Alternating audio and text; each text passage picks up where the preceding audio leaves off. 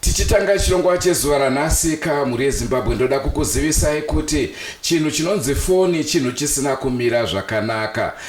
Unoona vamwe vanhu WhatsApp messages vanopedzisira baba namai vakurovana mudzimba. Iwo messages voice notes chaiwo anorovesa, anorambanisa, anoita kuti vanhu vasiye misha yavo. Tozoti iwo macalls anorekodwa kane mafoni. Zvinhu zvacho chokwadi tava varanda vemagadgets edu takazvitengera. Rakuzita ndinonzi Andrew Neshamba. Nhasi unokatadzoka munzvimbo yekwamutoko, nhau yaB.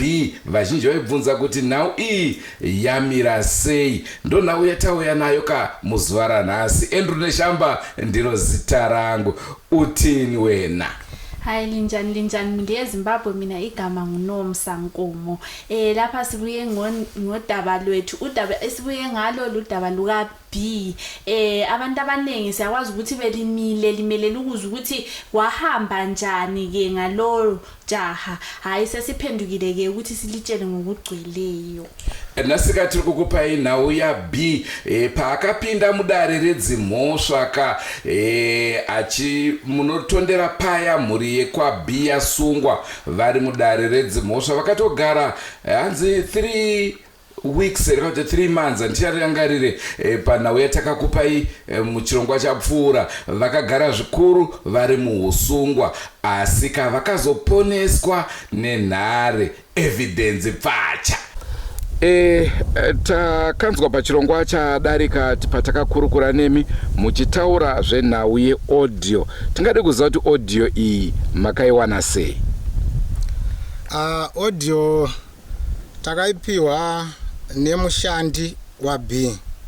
Mushandi waB mushure mekunge nhau iyi yaitika, B akafonera mushandi wake aigara pamba pake achipfudza mombe nembudzi, achiedza kuda kumutenga kuti azokwanisa kupa humbowo. Zvinova mukomana uyu akati haazvikwanise, aita mudiki. Mukomana uyu musi wacho iwoyo akakwanisa kubva atiza. Mushure mekunge ati ini ndaita mudiki, atiza akaenda nekukotwa kunova road yekuenda nekumba kwavo. Mukomana anogara kuPfungwe ane mumwe weduwo waakazokwanisa kupa, waakasangana naye mukotwa imomo, anogara mukotwa. Saka audio yakatozobva nekukotwa, yakazobva nemukotwa ichiuya kumba kunoku, nekuti munhu akapiwa mumwe wemumhuri medu. Saka kana chinhu chinzi chinongobuda chinotongosvikira pekuti chichabuda chete. Chakaipa chese chinozotobuda chete nyange ukachiwigiridza zvakadini. Makadii mhuri yeZimbabwe? Shuwa audio iyi ndiri ndakazosangana nomukomana anoitwa Jako uyu ndamuona ndikataura kuti Jako zviri kwedu zvakaoma, ukuona kutaura kuno vakomana vakasungwa. Ini ndautombomhanya kutoti nditengese mombe iri kuti tikwanise kutumira vanhu vari kuChipinge. Akataura kuti asi mukoma haine mukoma ndingakwanisa kuti ndiregerere imi hama dzenyu dzichifira mujeri dzisina kupara mhosva iyi. Ndino audio yandinayo. Audio yandinayo yandakafonerwa namukoma B vachinitaura kuti iwe ndinoda kupa waya. Ukakwanisa kutaura izvozvo kuti ndakaona John naRavu wachipisa imba, ndo handakupa waya. Audio yemukoma munondipa, musazotyaba henyu kana zuva rekoti pakadaidziwa kunzi paudia court munondidaidza ndichiuya. Shuwa takazomudaidza kukoti akakwanisa kubuditsa foni yake, noti majority akati aiwa toda foni yake iye direct yakakwanisa kutora calls iyo, akaiplaya audio ikazotonziva kuti ai ingashuwa itoedza kumuchetera kuti amubhadhare. Mukomana akasvika pakuramba akati ina handizviziva, akachinzi namajority iye shamwari kana sei iwe ukaramba akasinziri kubuda handiri rako, kana waramba zvikasei tikatenda kwekono zvichangobuda zviri inzwi rako. Uyu mufana haakwanise kuedita inzwi, taura kuti inzwi inzwi rako. Akabva adaira iva zvanzi inzwi rakafanira kuramba mhosva iri pauri. Ndofunga ndo matorera atakazoita mufana Jako akati haini mukoma pana handimire, tikatomuti bloka nenhamba idzodzo, usafone usaziye unzi uri papi. nawe yatanga chataura kae nharembozha B paya angaonetsana neveukama asi veukama kavakazoyamurwa nenharembozha. Unoti kudini nhai nenhau yakadai yekuti magadgets edu atotenga aya ndo anotisungisa futi kana tasvika panguva yakaoma? Mina mbona ngathi i-social media leyi lamafoni la thukubuya lawa asifake engozini enkulu kakhulu ngoba yiwo lawa ke asesifaka esitolongeni ke ukuthi sizithole sesibotshiwe ngezinto esabe sizisebenzisa zona ngawo sisebenzisa imisebenzi ke engalunganga ngamafoni lawa athe ukubuya ngalezi nsuku esiphila kizo. B akasungisa veukama achiti ndimi makapisa dzimba dzangu, isi mhepo, isi ngozi iri kuitika aiwa, asi kuti vanhu vanga vakandiplana. Naizvozvo akange ofurirana kane mukomana webasa, evidence yese pacha mudare redzimhosva kusvikira vanhu vasunungurwa.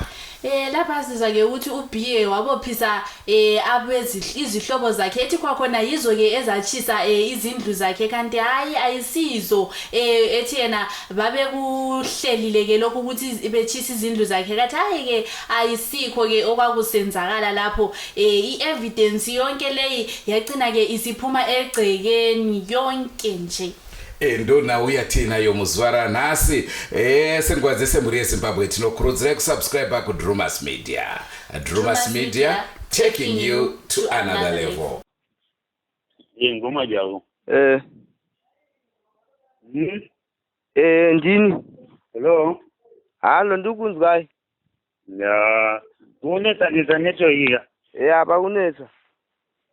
Alright, ngati unoona wakapisa imba yangu mukazviyo here. Ndikazongomuka zvatsva handisi kuziva kuti apisa ndiani ndikazongomuka bhozi ndikazongomuka ndichitongoudza zvacho. Asi mazita acho hamunombanzwa ndini. Handina bai. Bhozi ndifunza kuti handifamba pakaenda Ravhu, Yemuchi na baba waPita. Oh.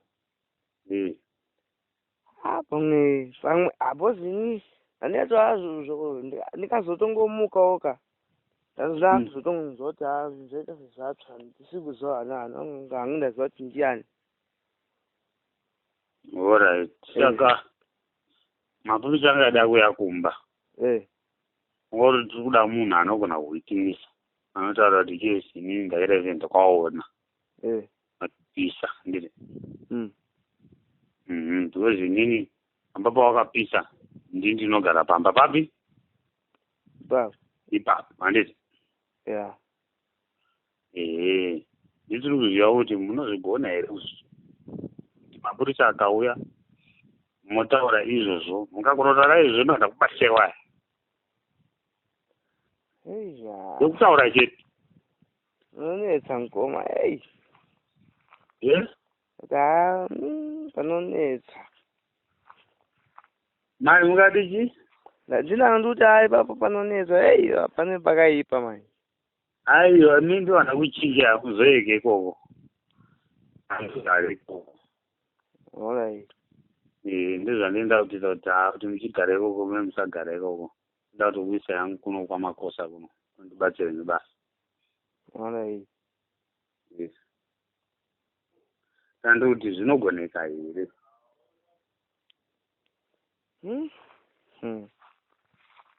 pakarema ngo pakarema zvaita mwana dikini aiwa hapataura zvinhu zvakawanda ma no inini ndakawaona ndiri achiita zve achipisa ndakaona wanga vari pai ini ndo pamba pandiita zve ndogara pandinogara saka inini manje ndaitobva apa ndipada kuti vanoda kuda action manje zvekuti inini ndaibva kupo ndogona kunatsotanga kuronga nyaya yedu saita kuti tautanga kuitaura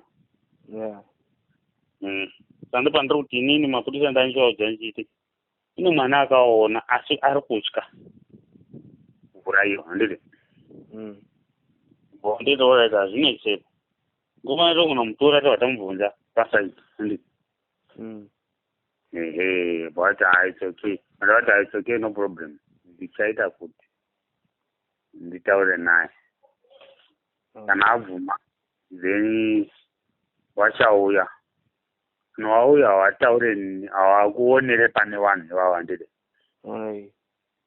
anokufonera then masangana penyu mega ini nditagara pamba papi pamba ipapa handiti imba yakapiswa dzanziri nguva dzanzi ma7 sawa aita zvoma4 but handitozoti akaipisa nguva ndikazongomuka ndichinzwanzwa imba yacho mwamuka nguva ndikazomuka zvoma7 dai ma7 handiti time yakapiswa ichi nonguva dzakapiswa imba handiti so that is statement yende kungodiwa chete hakuma nobva waenda nameno ndichambotaura natezvara mutekere pauri ikoko ndichovaudza kuti wamboedza kukubatsira nokupa mamwe advice handiri so achingonzi aya mapurisa akatorawo iyo nobva wabva ikobva wauya kuno kusenza handiri kumba kune chiri mbudzi nati kumba kune chiri kune mbudzi ine mbudzi no ndichaona kuti izvozvo ndenda kuzviita sei ndinee ndifonere tezvara nditaure tina kushumba indozvirudzwa pauri totina zvitaura zvakasimba ndeti